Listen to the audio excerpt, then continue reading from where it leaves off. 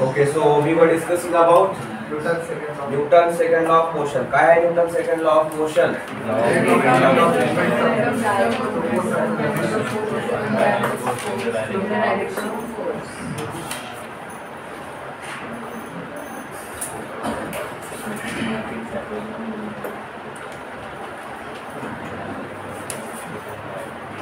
Second law of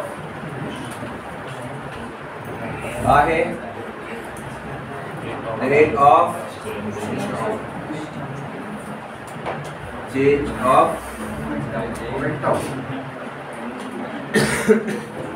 momentum directly proportional to force कसा पाहिजे तो unbalanced should be unbalanced force आणि मी अगोदर सांगितलं बॅलन्स फोर्स असला की काय होत असतं there is no change in velocity right आणि change in momentum is in the direction of force applied and it is in the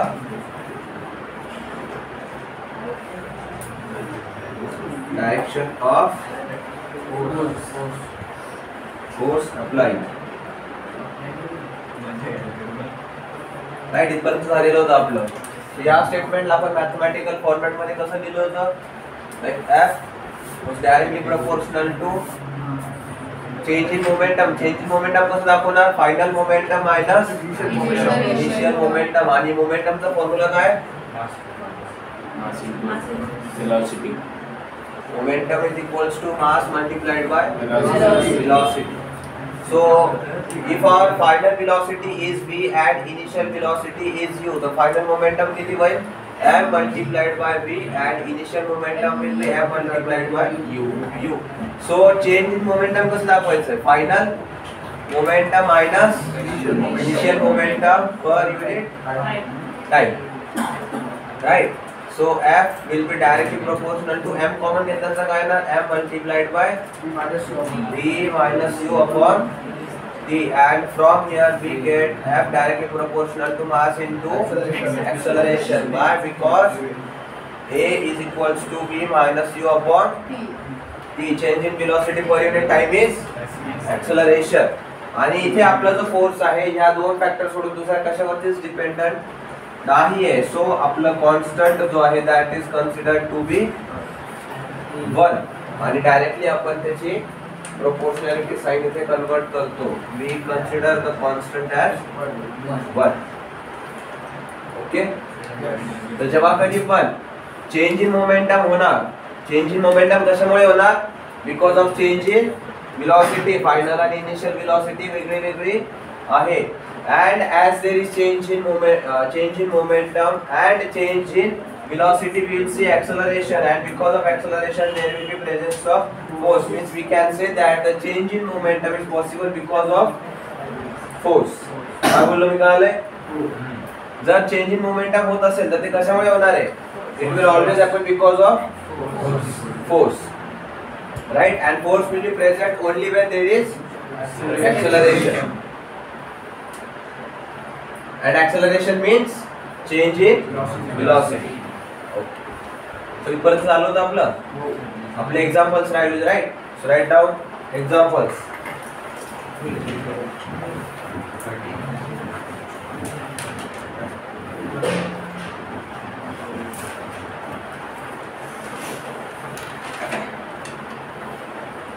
मैंने यहाँ in high jump athletic event, in high jump athletic event, high jump athletic event. High jump म्हणजे काय? लांब उडी की उंच उडी? हाय jump वरती उडी मारायची, राईट? त्याच्यामध्ये काय केलं जातं? उंच उडी मारल्यानंतर ॲथलेटिक्स जे ॲथलीट्स असतात ते काय करतात नंतर पुढे? बघितलंय कधी हाय जंपचा इव्हेंट? अरे त्याला पोल वॉल्ट म्हणतात. हा, अरे बघितलंय कधी हाय जंपचा इव्हेंट? कोणीच नाही बघितला? लॉंग जंप बघितलंय का? काय करतात? लॉंग जंप कशावरती मारतात ते? रेतीवर. कसे वेळच्या रस्त्यावर मारतात? रेतीवरती मारतात ना. राईट. सो ते मातीवरतीच का मारतात? का लागणार का नसतं? सिमेंटच्या रस्त्यावरतीच का लागतं?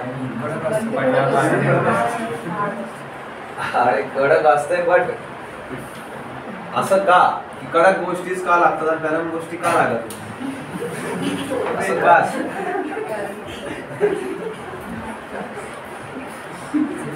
कडक गोष्टी फोर्स लावतात त्याच्यामध्ये आणि सॉफ्ट गोष्टी सगळे आपल्यासोबत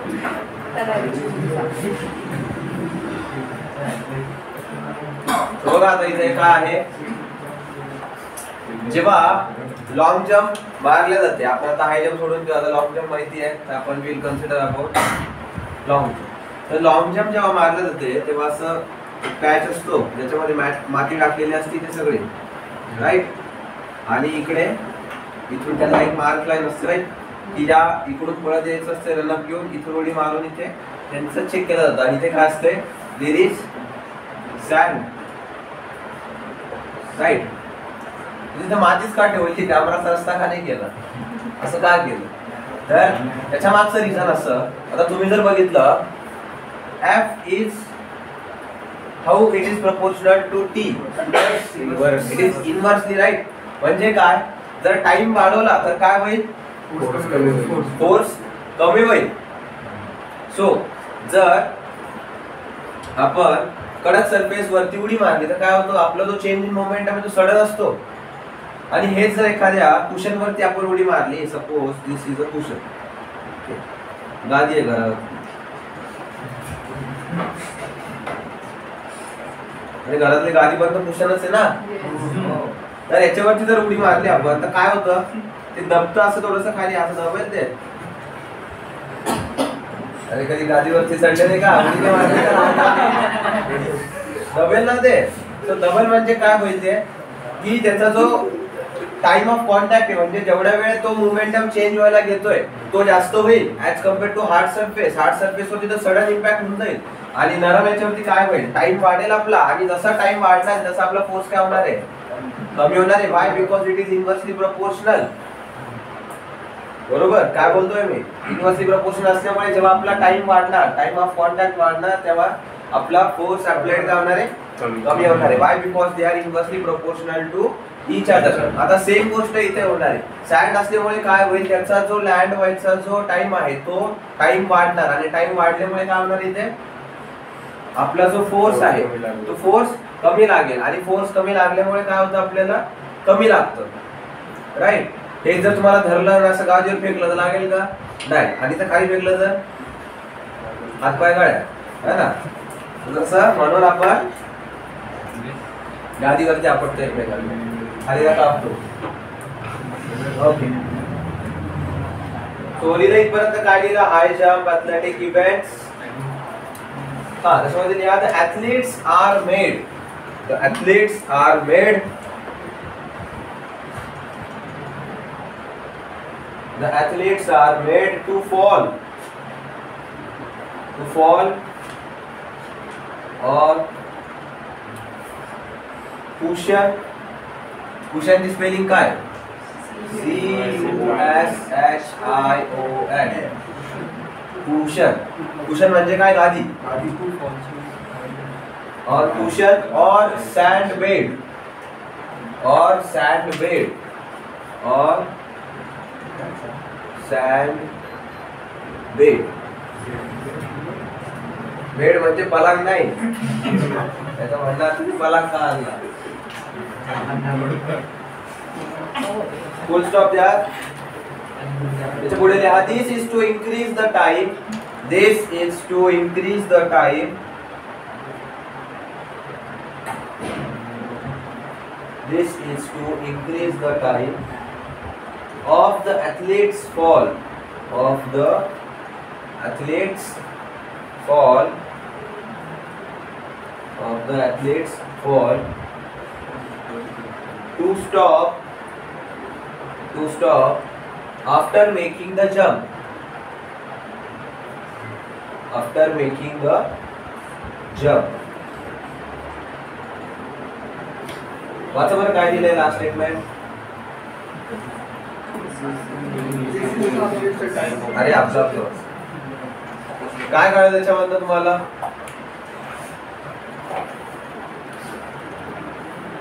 This is to increase the time of the athlete's fall to stop after the jump.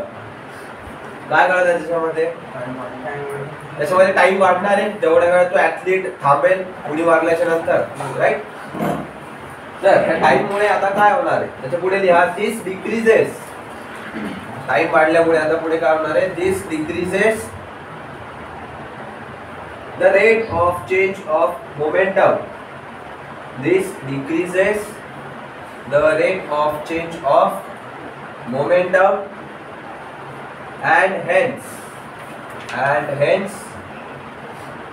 the force.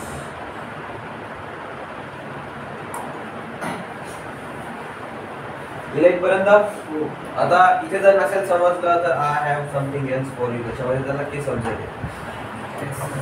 So त्याच्यानंतर लिहा हेडिंग टाका इम्पल्स.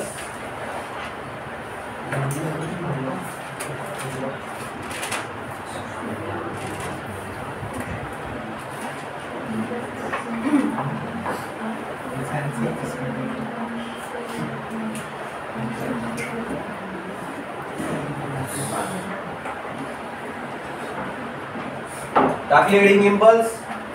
त्याच्यामध्ये लिहा a large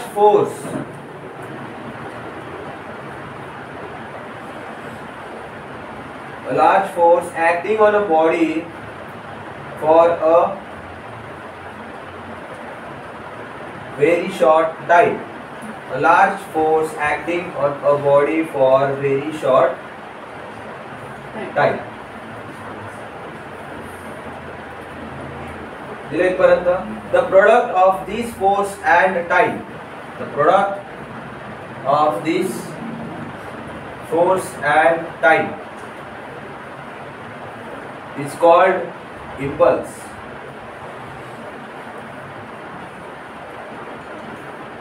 It's called impulse, and the force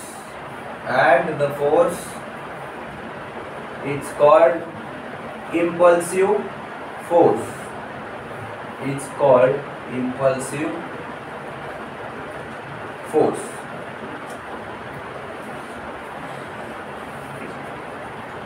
दिलंय पर्यंत काय सांगितलं यांनी?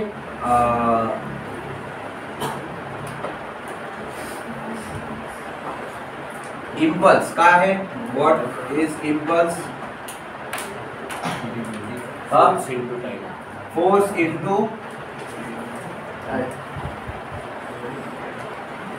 टाइम. नक्की हेच आहे का? दुसरं काही आहे? वाचा एकदा काय? Product of force and time.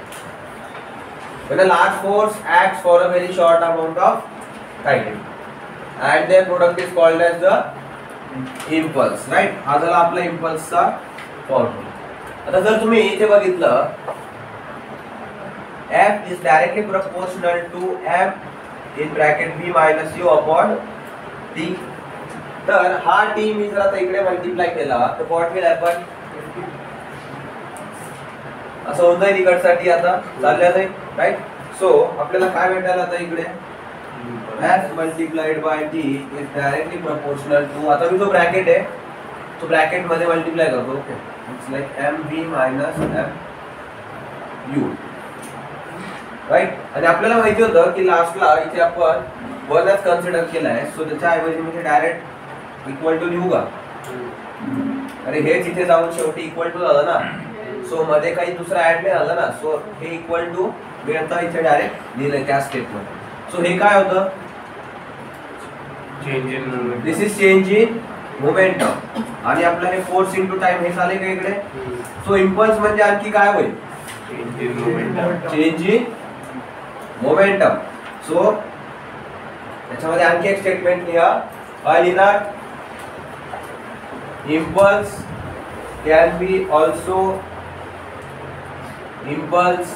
can be also called as the change in momentum Impulse can be also called as change in momentum. So आपला फायनल फॉर्म्युला काय निघून येईल मग आता इम्पल्सचा? इम्पल्स अगोदर लिहिलं नाही निघून येईल. Impulse will be equals to हे काय आहे आपला आता चेंज इन मोमेंटम झालंय. So impulse is equals to change in momentum. आणि चेंज कसं दाखवतो आपण दरवेळेस? Final minus initial. Change in momentum and that is equals to force into time, right? Okay. So impulse पुढे लिहा. It is आता हे वेक्टर क्वांटिटी राहील की स्केलर क्वांटिटी राहील बघा बरं. मला तर ओळखता आली पाहिजे. वेक्टर कशावर नाहीये? Vector force. आणि फोर्स जरी असला मग काय झालं? पुढे काही आणखी आहे ना? मला सांगा वर्कचा फॉर्म्युला काय? Force into displacement. Force multiplied by displacement. आता काही जण डी लिहिणार काही जण एस लिहिणार. So will write D better. So force into displacement will give us the but work is a scalar quantity. आणि इकडे हे दोघं पण वेक्टर आहे. मग असं कसं काय? वेक्टर वेक्टर स्केलर नसतो. हा हे यांचं जे प्रोडक्ट आहे दिस इज द डॉट प्रोडक्ट आपलं पुढे होईल. ठीक आहे. आणि मी तुम्हाला अगोदर पण सांगितलंय whenever a scalar is multiplied by a vector will always get a vector quantity. So इथून ओळखायचंय फोर्स आहे म्हणजे वेक्टर झाला असं नाही. Even after multiplying two vectors we can get a scalar value. It depends on the multiplication what you are performing. Okay. त्याच्यामध्ये आता dot product असते. Dot product always gives us a scalar quantity and cross product always gives us a vector quantity. आता ते होईल आपलं पुढे येईल.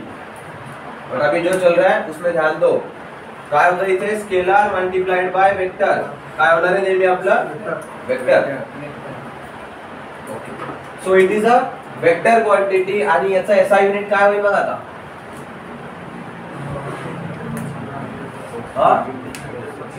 KG metres per second.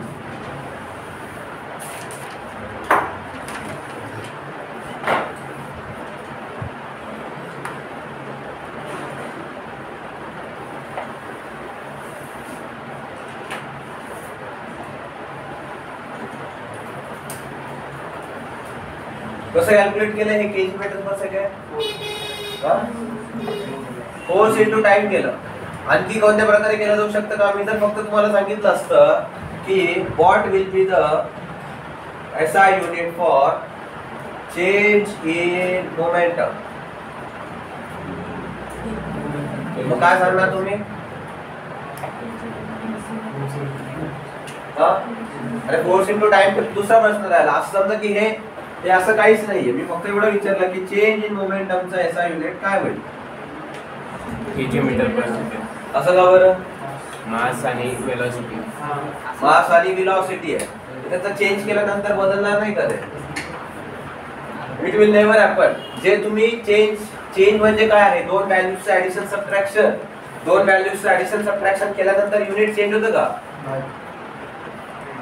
अरे 5 केजी मध्ये जर 10 केजी टाकलं तर ते केजीचं काय दुसऱ्या याच्यामध्ये चेंज होतं का? ग्राम मध्ये चेंज होतं का? नाही. केजीच राहणार ना.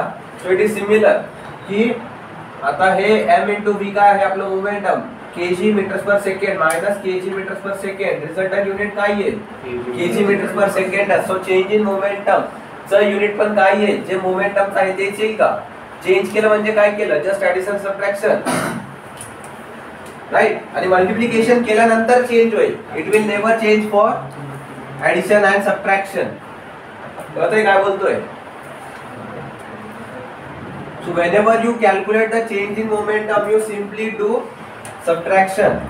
So ज्याचं पण सबट्रॅक्शन करताय त्याचंच युनिट आपलं त्या चेंजचं राहील. तर या केस मध्ये चेंज इन मोमेंटम म्हणजे कशाचं युनिट राहील? मोमेंटमचं. आणि मोमेंटमचं युनिट काय आहे? KG metres per second.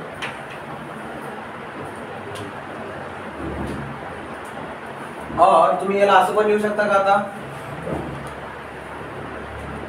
Force कशामध्ये असतोय, न्यूटन. फोर्स कशात असतोय, Newton. And time in second. So Newton second पण काय होऊन जाईल, त्याच युनिट येऊन जाईल.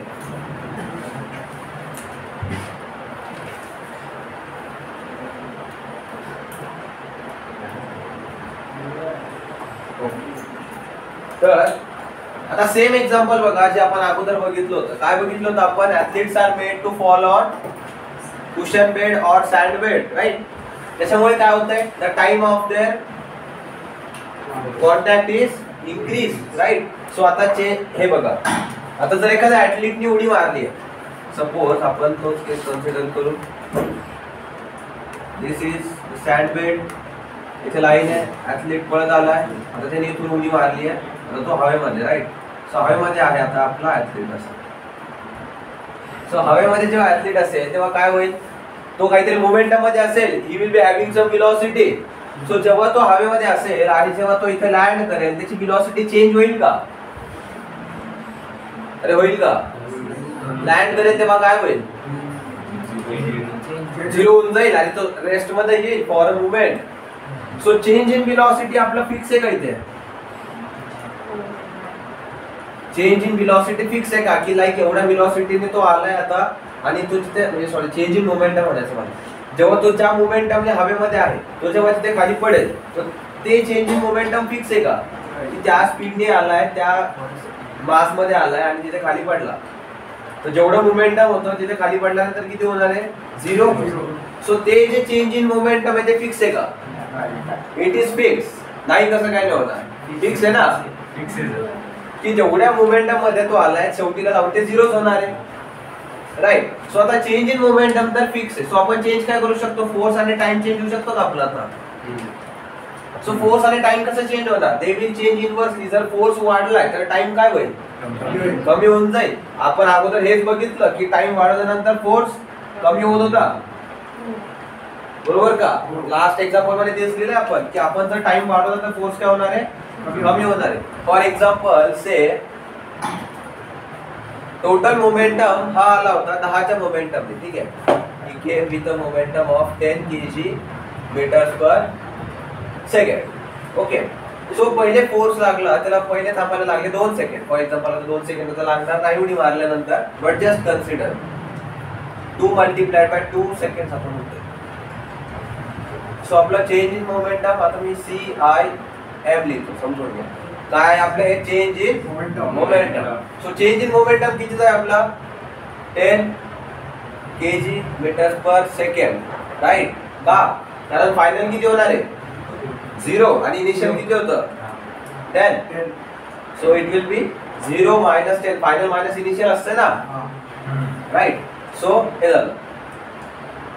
तर आपला change in momentum is equals to force multiplied by time. तर जर आपल्याला थांबायला 2 सेकंद लागले तर फोर्स किती लागायला पाहिजे, -5.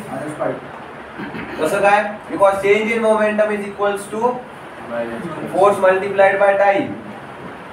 फॉर्म्युला लिहिलाय नाही ते, राईट. सो -5 न्यूटनचा फोर्स लागला आणि 2 सेकंड आपल्याला थांबायला लागले. तर जर आता टाइम 2 सेकंद न लागता 1 सेकंद लागला असता तर फोर्स कितीचा लागला असता आपल्याला, -10.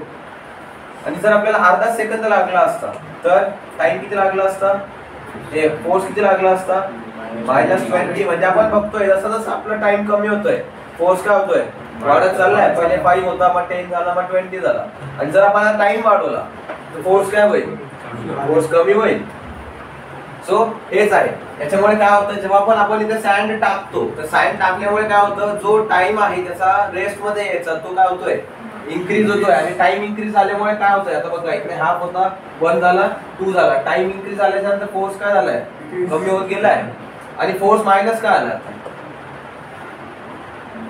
हा, बिकॉज आता इकडे मोमेंटम कसं होतं, या डायरेक्शन मध्ये होतं आपलं. फोर्स कुठे लागेल, फोर्स जर इकडेच लागला तर तो ऍथलीट अजून कुठे ढकलला जाईल ना. Change in momentum is in the direction of force. Change in momentum कसं झालं आपलं अपोजिट डायरेक्शन मध्ये झालं. सो तो चेंज साठी आपला फोर्स कोणत्या डायरेक्शन मध्ये लागलाय अपोजिट डायरेक्शन मध्ये. सो आपली ही वेलोसिटी पॉझिटिव्ह होती अगोदर आपण वेलोसिटी पॉझिटिव्ह कन्सिडर केली आहे. सो त्याच्यामुळे आपला फोर्स जो आहे तो निगेटिव्ह निघून आलाय. कळलं काय बोललो तर वेक्टर क्वांटिटी आहे दोन्ही पण इम्पल्स आणि आपलं मोमेंटम आहे की नाही देऊन दिलं एक एक. त्याच्यामध्ये डायरेक्शन आणि मॅग्निट्यूड दोन्ही बघितलं जातं right. So impulse change in momentum आपला या डायरेक्शन मध्ये झालाय जेव्हा ऍथलीट आपला हवेमध्ये होता आणि फोर्स कोणत्या डायरेक्शन मध्ये लागेल अपोजिट डायरेक्शन मध्ये. त्याच्यामुळे तो रेस्ट मध्ये आलाय ऍथलीट. क्लिअर आहे इथपर्यंत काय आहे तर. सो सिमिलरली आपण याचं दुसरं एक्झाम्पल जर बघायला गेलं तर क्रिकेटची मॅच बघितली आहे. सो क्रिकेटच्या मॅच मध्ये काय होत असतं जेव्हा आपण फिल्डर बॉल पकडतो तेव्हा तो काय करतो त्याचे हात मागे घेतो कसे थोडेसे. जरी तुम्हाला दिसलं नसेल तर त्याचा हात थोडासा का होत नाही खाली जातो असा. तो हात खाली का जातो कारण तो काय करत असतो टाइम वाढवत असतोय कॅच पकडायचा. टाइम वाढल्यामुळे काय होतं पुढे गेलं आपलं टाइम वाढल्यामुळे काय होतंय फोर्स कमी होतोय राईट. बस सिमिलरली तेच जिथे पण आपण टाइम कमी करणार तिथे काय होणार फोर्स वाढणार आणि जिथे टाइम वाढवणार तिथे फोर्स कमी होणार. एवढ्याच याच्यावरती आहे आपला second law of motion. Second law of motion is also called as देऊन दिलंय बघा law of momentum. So clear आहे इथपर्यंत.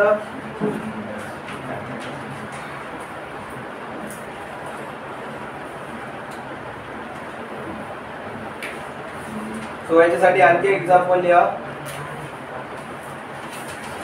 अ क्रिकेट प्लेयर मूव्स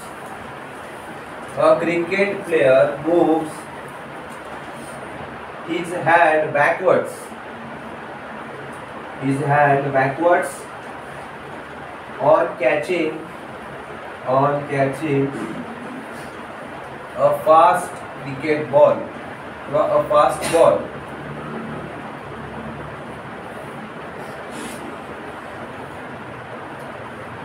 पुढे लिहा as the player increases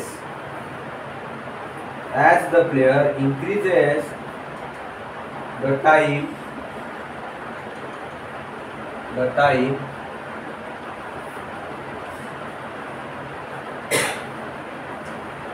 of change in momentum as the player increases the time of change in momentum. काय होईल त्याच्यामध्ये आता the player will experience less force, right? The player will experience less force.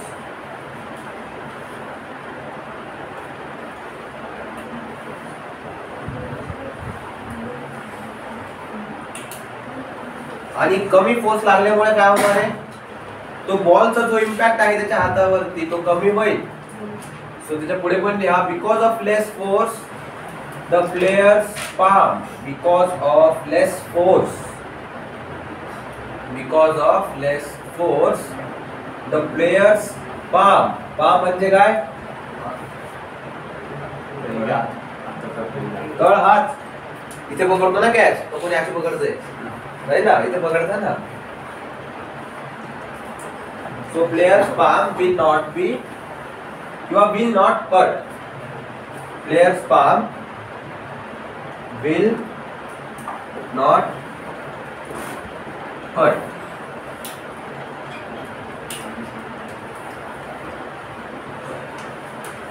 Okay. So राहिलं का आता आपलं Newton's third law. टाका एडी टाका third law of motion. First law ला काय म्हणलं होतं आपण law of inertia. Second law of momentum. Third law will be called as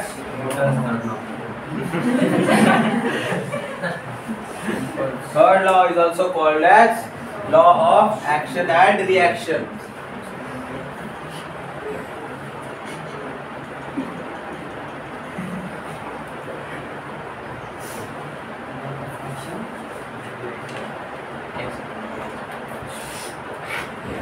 Third law is also called as law of action and reaction. आता मला माहिती आहे तुम्ही सगळे खूप हुशार आहात, तुम्हाला सगळ्यांना लॉ माहिती आहे ना? काय आहे?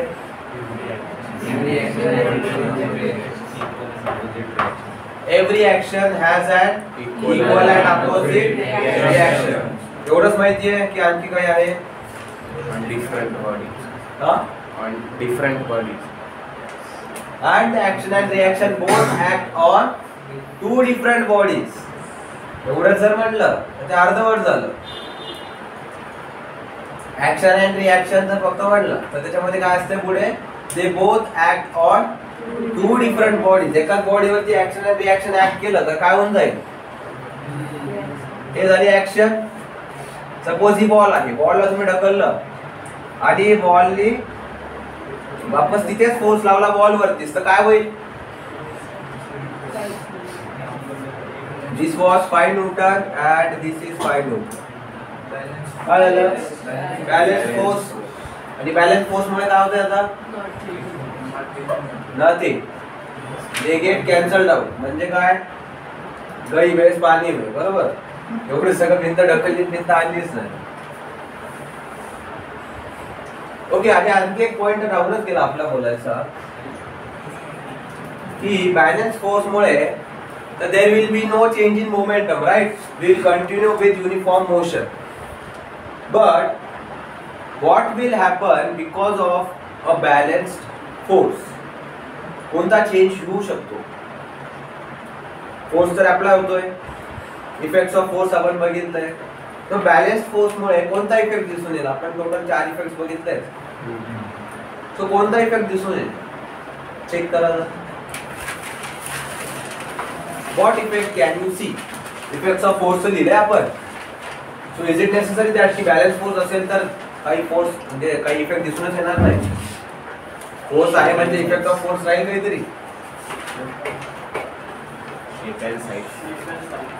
There will be always a change in shape and size and rest nothing else.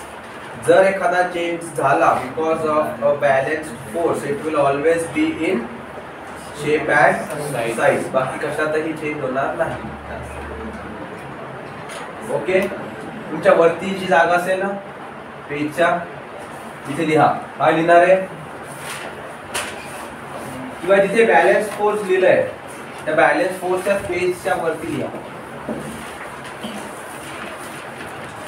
Balance force जिथे लिहिलंय आपण तिथे वरती लिहा. काय लिहिणार आहे? ऑलवेज. आता मी हे इक्वल फोर्स लावतोय, झाला काही चेंज? मग ऑलवेज नाही म्हणते. काय लिहिणार सांगा? स्टेटमेंट फॉर्मेशन जमलं पाहिजे आता. There occurs only one change by balanced force, that is in shape and size of the object. अशा भाषेत लिहून देतो तुम्ही. हा, आता ही स्टेटमेंट बुक मध्ये नाहीये. I am going to tell you. बताओ. अरे लावा यार लोक काहीतरी. कशी स्टेटमेंट बनेल?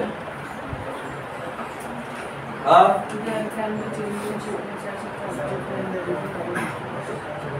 या सबके सब निळे भरे. हा, काय सांग सांग सांग काय होईल? चुकेल जास्तीत जास्त. When a balanced force is applied, there is a change in shape and size. There is a possibility. किंवा we can also say that there can be only a change in shape and size. किंवा a balanced force. Yeah, balanced force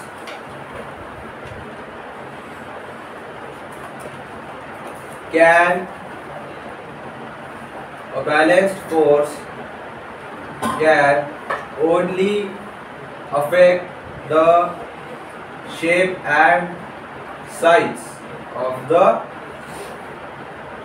object.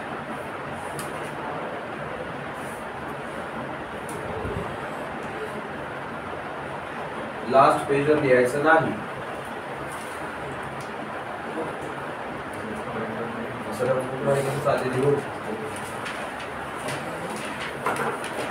आणि note सगळ्यांचे regular interval वरती complete पाहिजे.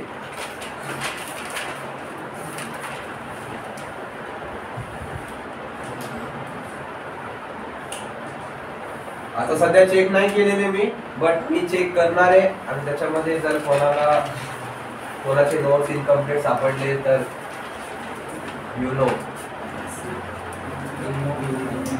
हा बरोबर, कोण होतं ते? YK.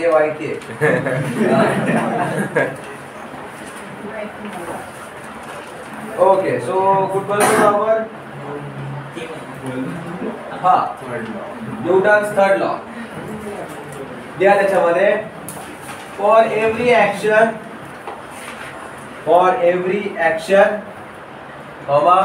काय राहील पुढे? There is equal and opposite reaction. For every action there is an equal and opposite reaction.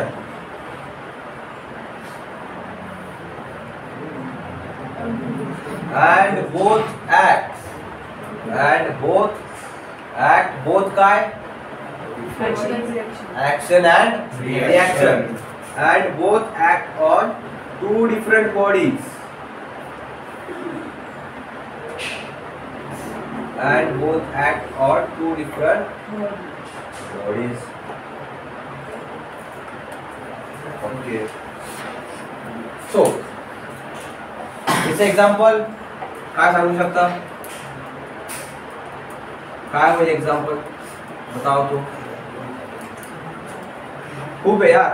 Third law of motion. झापड मारली तर काय होतं? हाताला पण हाताला पण लागतं आणि त्याला पण लागतं. हाँ वो कहाँ से पूछ लेंगे? वो भी आएगा टेम्परेचर में जे पण आहे सब आएगा. हाँ क्या होता? हाँ काहीतरी चांगलं सांगायला तुला असं दिसून येईल की अरे हा ही ऍक्शन झाली, ही रिॲक्शन झाली. सांगा पटकन काय होऊ शकते?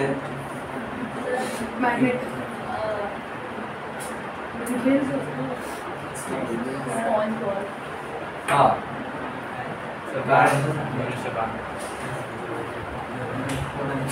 दादा ते पोटेन्शियल एनर्जी झाली त्याच्यामध्ये थोडी येईल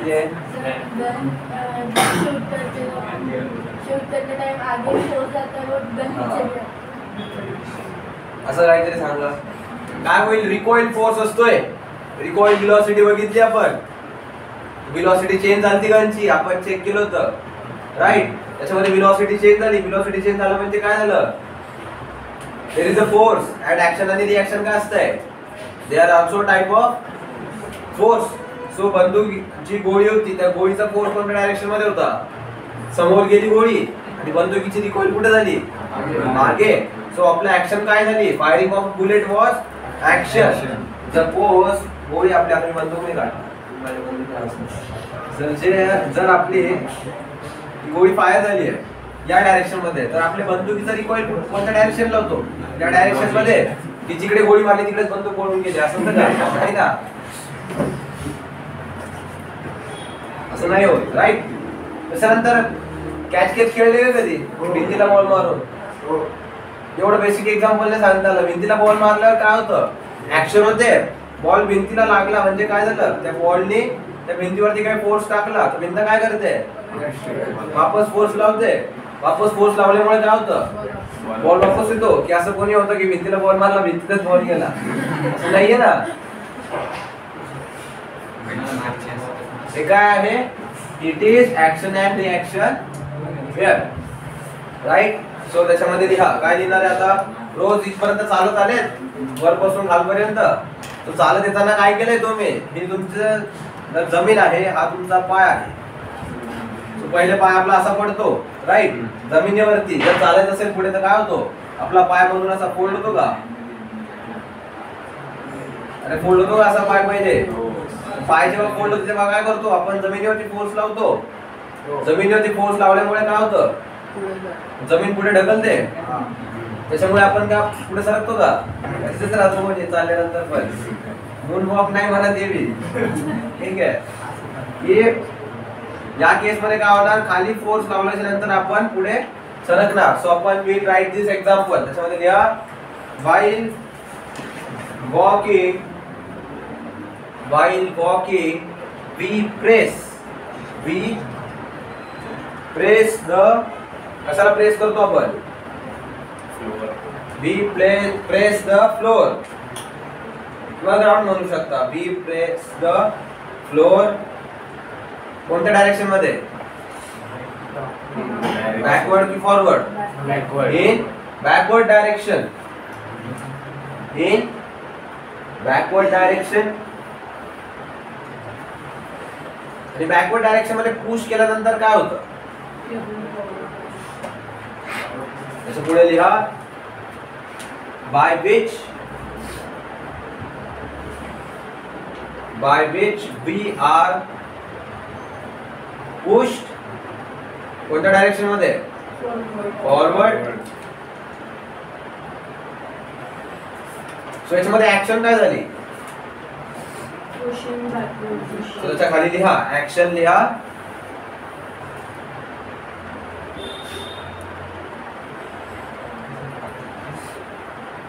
पुशिंग द ग्राउंड हे काय झाली आपली ऍक्शन. अँड रिॲक्शन काय होईल आता?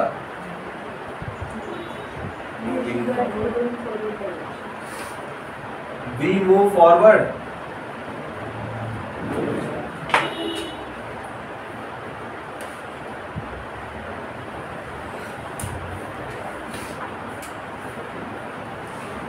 आणि जेवढ्या जोरात फोर्स लावणार तेवढंच पुढे सरकणार का?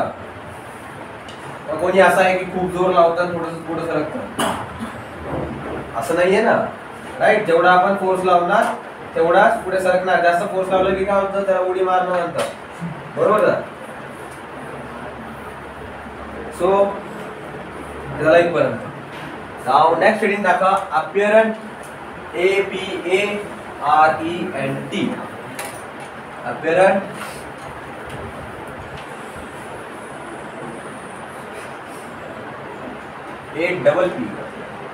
P जरी केलं असेल तर काही फरक नाही, कन्सेप्ट समजायची आहे. अपीअरंट weight of person in a lift.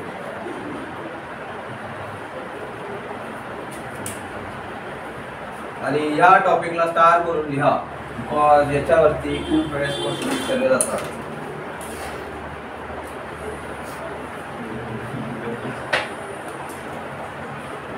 So अपीअरंट म्हणजे काय? काय वाटतंय? कुठून येत आहे हा वर्ड? याच्या सिमिलर काही वाटतंय का तुम्हाला? हा, अपीअर असं दिसून येत आहे. APPEAR. अपीअर म्हणजे काय? दिसणे, टू सी थोडक्यात. हा, सो अपीअरंट वेट म्हणजे काय होईल? अपीअरंट इज कमिंग फ्रॉम अपीअर. अपीअर म्हणजे काय? टू सी और व्हॉट इज बीन सीन. काय दिसतंय?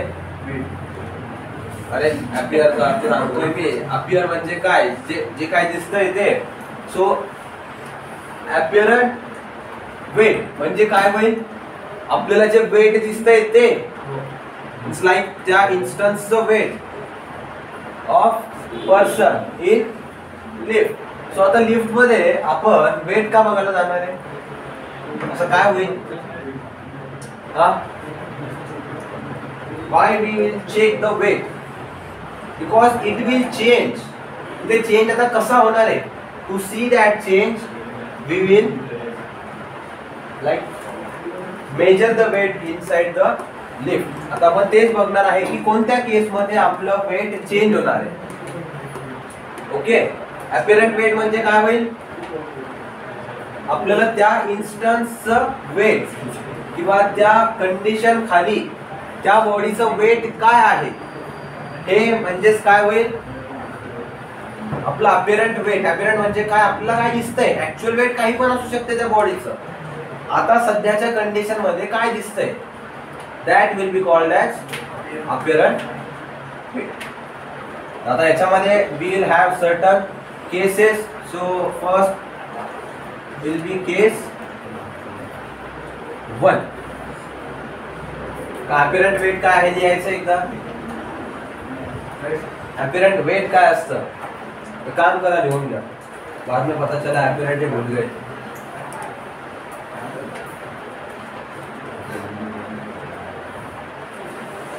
Suppose a person of mass m.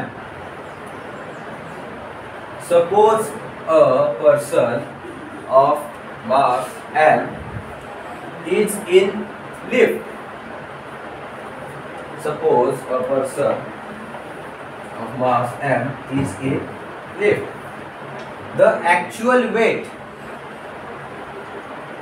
of the person, the actual weight of the person. काय होईल actual weight? weight कसं कॅल्क्युलेट करता?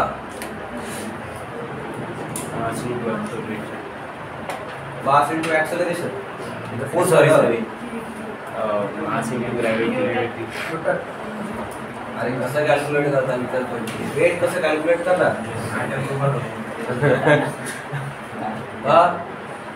What is the formula? अरे सांगा यार पटकन, झालंय तुमचं. Mass into gravity. So gravity कशाने रिप्रेझेंट करता? स्मॉल जी ने. सो त्याचं वेट किती होईल? The actual weight of the person will be M, that is काय? एम काय होतं? मास अँड जी म्हणजे gravity. So actual weight of the person is mg.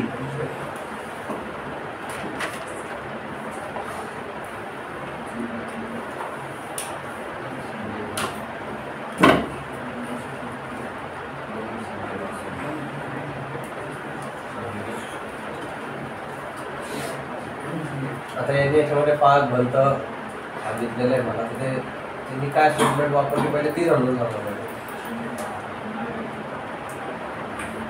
ती समजून सांगितल्यानंतर मग दुसऱ्या डोक्यात राहील. याच्यामध्ये which acts the person weight of the person is mg, which acts on the floor of lift.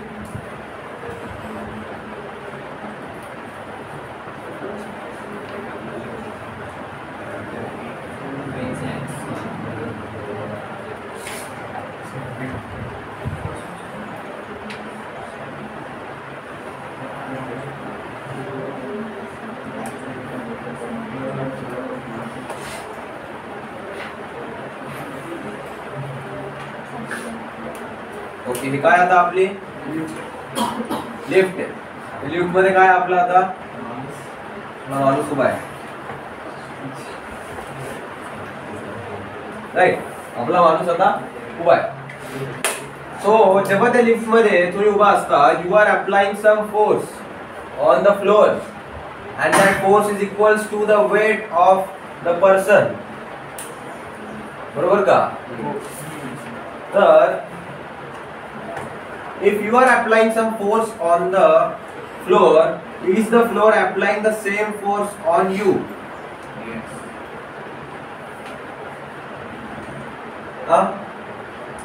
जर फक्त तुम्हीच फोर्स लावला असता तर काय झालं असतं? फ्लोर खाली निघून गेलं असतं ना. तर फ्लोर काय करताय? अपोजिट डायरेक्शन मध्ये एक फोर्स लावतोय. त्याच्यामुळे तुमचा फोर्स आणि त्या फ्लोअरचा फोर्स काय होतोय? कॅन्सल आउट होतोय. म्हणून तुम्ही तिथल्या तिथे जर त्या फ्लोअरचा फोर्स वाढला तर काय होईल? तुम्ही वरती सरकणार का?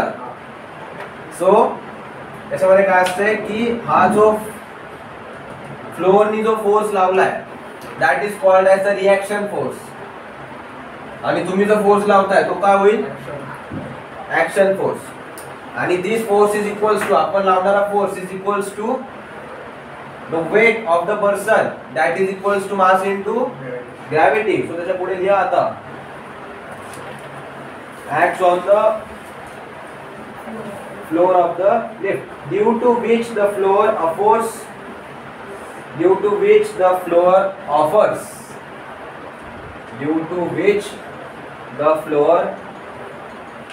offers the reaction. मध्ये लिहा ब्रॅकेट मध्ये R. This reaction is called apparent weight. This reaction is called apparent weight.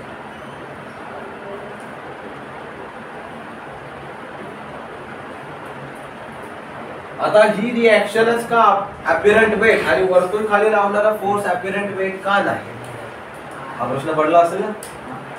अपॅरंट weight तर बॉडीचं वेट तर वरतून खाली लागणार आहे, तर खालून वरचा का पकडणार आपण. मला मी काय प्रश्न विचारला आहे, अरे तुमचं वेट कोणत्या डायरेक्शन मध्ये लागत असते, खालच्या डायरेक्शन मध्ये. अपॅरंट वेट, आता वेटच्या अगोदर तुम्ही काही पण लावून दिलं तर ते चेंज होईल का काही, नाही ना. अपॅरंट, फायनल, इनिशियल, मॉडरेट काहीतरी लावलं तर वेटच राहील, राईट. सो आपण हे जी रिएक्शन आहे जी फोर्सने लावली, तर या रिएक्शनला आपण अपॅरंट वेट का म्हणलं, आणि जे त्या पर्सनचा वेट होतं that is mass into gravity, आणि याला वेट का नाही म्हणलं, आपला अपॅरंट वेट असं म्हणायचं. समज में आया काय म्हणतोय. तर आता मला एक सांगा, ह्या माणसाचं मास कधी चेंज होईल का, नाही. मास इज कॉन्स्टंट, त्याच्यावरती ऍक्ट करणारी ग्रॅव्हिटी काय होईल, that will B also constant. अरे ग्रॅव्हिटी चेंज होते का कोणत्या माणसासाठी, नाही ना. So that is also constant. मग त्याचा अपॅरंट वेट कधी चेंज होईल का, होणारच नाही. बट जर मी आता लिफ्ट हलवली आहे वर खाली कुठे काही केली समजा, तर आता ते लिफ्ट त्याच्यावरती काही एक्स्ट्रा फोर्स लावेल का, जर ती लिफ्ट त्याची जागा चेंज करते तर त्या माणसाला घेऊन काही फोर्स लागेल त्याच्यावरती. तर जर तो काही एखादा फोर्स लागला किंवा फोर्स कमी झाला तर त्याच्यामुळे काय होईल, there will be change in the value of acceleration.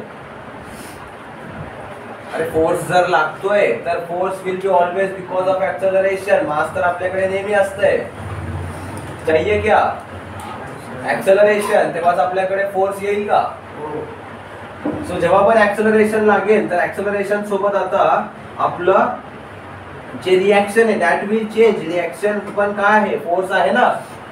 So depending upon the value of reaction the आपलं value of acceleration will change, and with this change of acceleration we will see the change in apparent weight.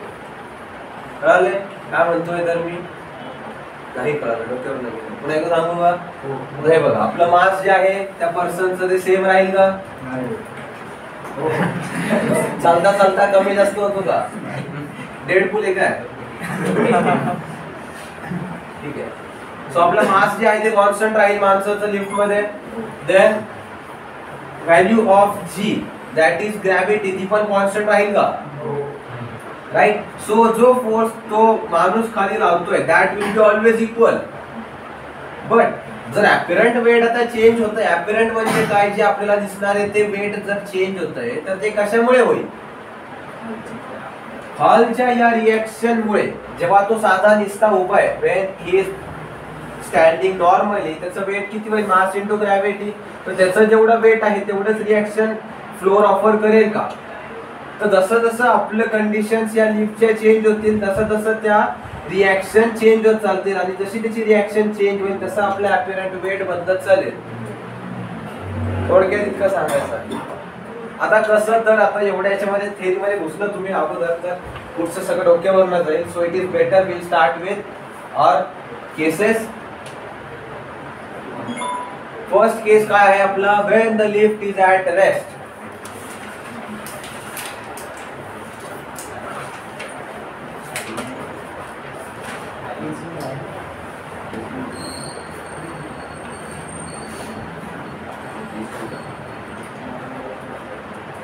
केस 1 आहे when the lift is at rest.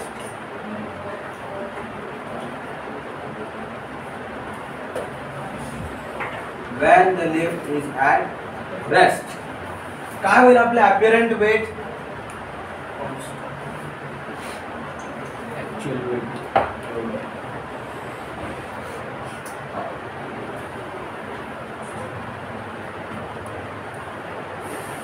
अपॅरंट weight म्हणजे काय, जे दिसणार आहे ते, आणि actual weight म्हणजे काय होईल आता आपलं ज्या माणसाचं आहे ते in normal condition. Right. So आपलं अपीरंट वेट आणि ऍक्च्युअल वेट यांच्यामध्ये काय रिलेशन होईल आता? They will be equal, right. So त्याच्यामध्ये लिहा apparent weight is equals to the actual weight. The apparent weight will be equals to the actual weight of the person. दिलं इथपर्यंत. Then आता आपला केस 2.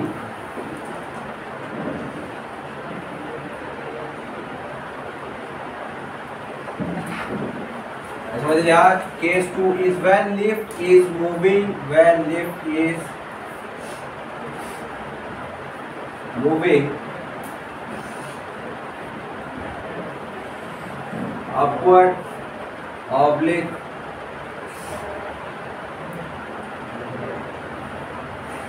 downward.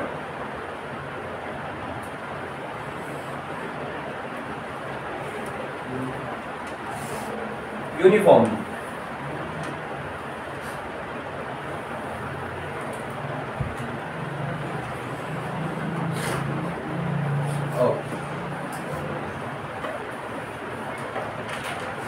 सो जर आता युनिफॉर्मली मूव्ह करत आहे लिफ्ट, जेव्हा युनिफॉर्मली मूव्ह करत असतो तेव्हा स्पीड चेंज होते का? जेव्हा स्पीड चेंज होणार नाही, ऍक्सेलरेशन किती असेल? 0. सो ऍक्सेलरेशन जर 0 आहे तर फोर्स मध्ये काही चेंज होईल का आपल्या? जर फोर्स मध्ये काही चेंज झाला नाही तर अपीरंट वेट मध्ये काही चेंज होईल का? सो इथे पण काय येईल? Apparent weight is equals to the actual weight of the person. कळाले का? बरं नाहीये तर because there is no change in the force. Reaction force मध्ये काहीही चेंज झालेला नाही.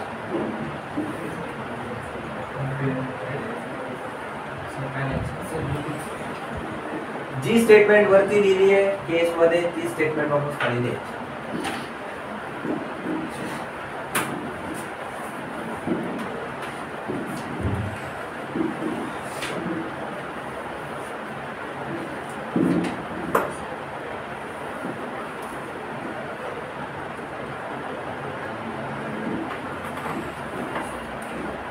केस 3 आहे आपला वेर लिफ्ट इज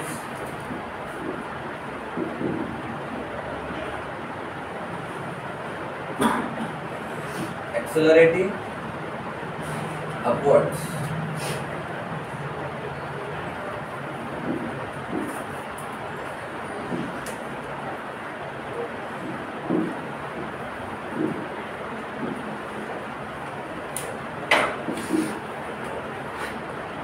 तर दिले का? ही हेडिंग टाकली का केस 3 ची? जर आता आपलं लिफ्ट वरती ऍक्सेलरेट करते म्हणजे काय होतंय? स्पीड वाढतीये. सो जर आपली स्पीड वाढतीये there is change in velocity आणि because of change in velocity there is acceleration is there, and as there is acceleration there will be presence of force. आणि हा फोर्स कसा लागतोय? वरच्या डायरेक्शन मध्ये. आणि आपला बॉडी वेट कुठे लागतंय? खालच्या डायरेक्शन मध्ये, राईट. सो आता ही रिएक्शन जास्त होईल का? In this case the reaction will be more than the apparent weight. म्हणजे वरतून जे अपीरंट वेट म्हणतो जे ऍक्च्युअल वेट आहे त्याच्यापेक्षा जास्त आपला फोर्स राहील का? त्याच्यामुळेच आपण वरती चाललोय. जर अपीरंट रिएक्शन आणि ऍक्च्युअल वेट हे जर सेम राहिलं असतं तर आपण आहे तिथेच थांबलो असतो. आणि आता काय होतंय? रिएक्शन वाढली आहे, खालचा फोर्स जो आहे तो जास्त झालाय, त्याच्यामुळे आपली आता बॉडी वरती चालली आहे लिफ्ट सोबत. म्हणजे काय झालं आता इथे? ही रिएक्शन इज मोर, लिहू नका बरं आता, और रिएक्शन इज मोर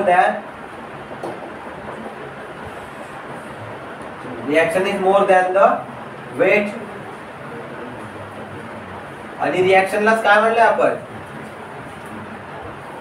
लिहिलंय ना वरची केस 1 लिहायच्या अगोदर काय लिहिलंय? रिएक्शनलाच काय लिहिलंय आपण?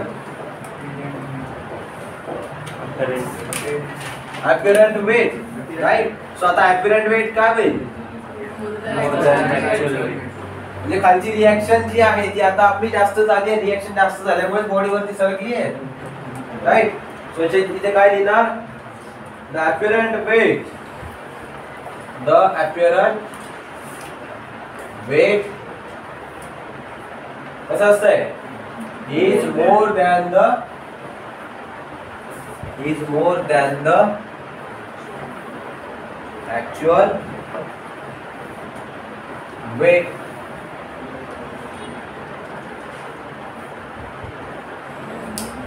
The next heading टाका case 4. Case 4 का राहिला था, when the lift is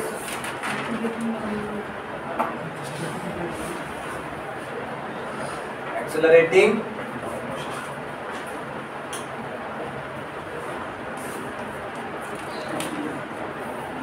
downwards. So जर आता लिफ्ट खाली सरकतीये तर काय होतंय, रिएक्शन फोर्स कमी झाला, खालून लागणारा फोर्स कमी झाला आणि वरतून लागणारा फोर्स काय झाला, आता जास्त झाला. सो वरतून लागणारा फोर्स जास्त झाला आणि खालून लागणारा फोर्स कमी झाल्यामुळे काय झालं, आता बॉडी खाली खाली सरकेल, म्हणजे आपली लिफ्ट खाली ऍक्सेलरेट होते. जर ऍक्सेलरेट खाली होतीये तर आपलं रिएक्शन कमी झालंय, म्हणजे काय झालंय, अपीरंट वेट कमी झालंय, बरोबर का. सो लिहा आता काय लिहिणार आहे, apparent weight is less than the actual weight.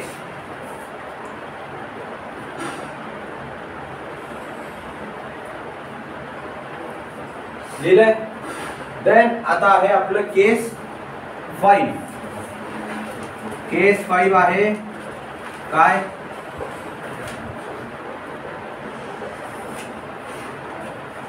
lift is falling freely.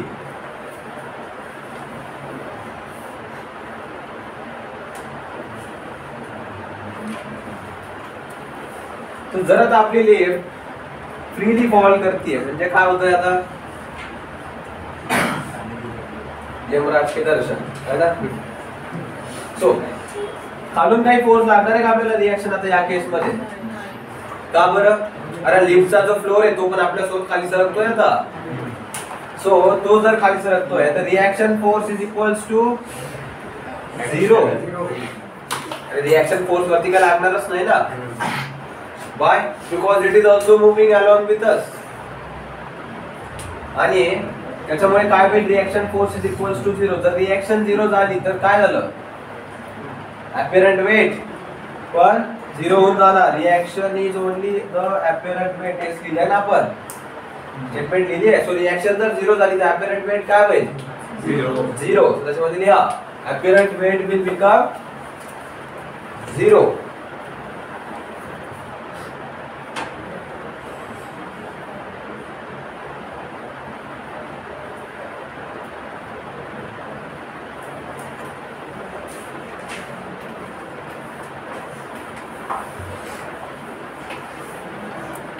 काय होतं आता इथे, when lift is at rest. Rest मध्ये काय होतं, apparent weight equals to actual weight. जेव्हा युनिफॉर्मली मूव्ह करते लिफ्ट वरती किंवा खाली, त्या केस मध्ये पण काय आहे आपलं आता, apparent weight is equals to the actual weight.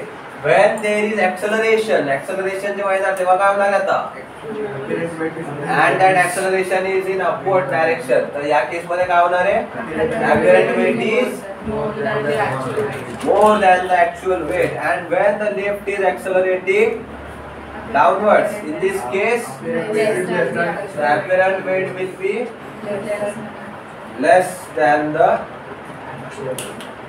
actual weight. Lift मध्ये जर गेला असेल तुम्हाला हे एक्सपिरियन्स केला असेल तुम्ही की लिफ्ट जेव्हा सुरुवातीला स्टार्ट होते तेव्हा काय होतं, जड जाणवतं,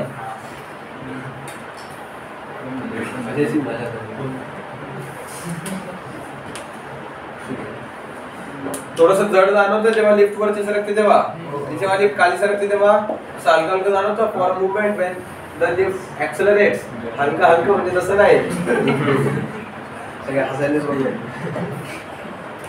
आणि हे तर कोणी एक्सपिरियन्स नसेल केलं, बट त्याच्यामध्ये काही जाणवणार नाही वेट आहे की नाही, ठीक आहे. Okay, so in this case आपलं रिएक्शन फोर्स राहील का? नाही. When reaction force is equals to 0 और apparent weight will become equals to 0. Okay, so आज आपण इथे थांबू आणि उद्या विल स्टार्ट विथ फ्रिक्शन. सो फ्रिक्शनचा पार्ट आहे frictional force, types of friction, then centripetal force, centrifugal force. These two types of forces, and then we'll end with this chapter, forces and laws of motion. उद्या लागलं तर काही आपण याच्यावरती questions घेऊ. Yes, we'll have some questions, numericals tomorrow. Okay. आणि हे important आहे apparent weight of person in a lift. याच्यावर या 5 केसेस पैकी कोणत्या पण एका केस वरती तुम्हाला क्वेश्चन येण्याचे चान्सेस हाय असतात. सो हे तुम्हाला येणं गरजेचं आहे. ओके, आणि मी जे टॉपिक सांगतोय दीज आर व्हेरी इम्पॉर्टंट. त्या टॉपिक्सला मिस करायचं नाही. ठीक आहे, ऍक्च्युली मी जेवढं पण लिहून देतोय तुम्हाला that every single line is important. ठीक आहे, so for today stop here. मिलते हैं कल इसी जगह इसी वक्त एक नए लेक्चर के साथ.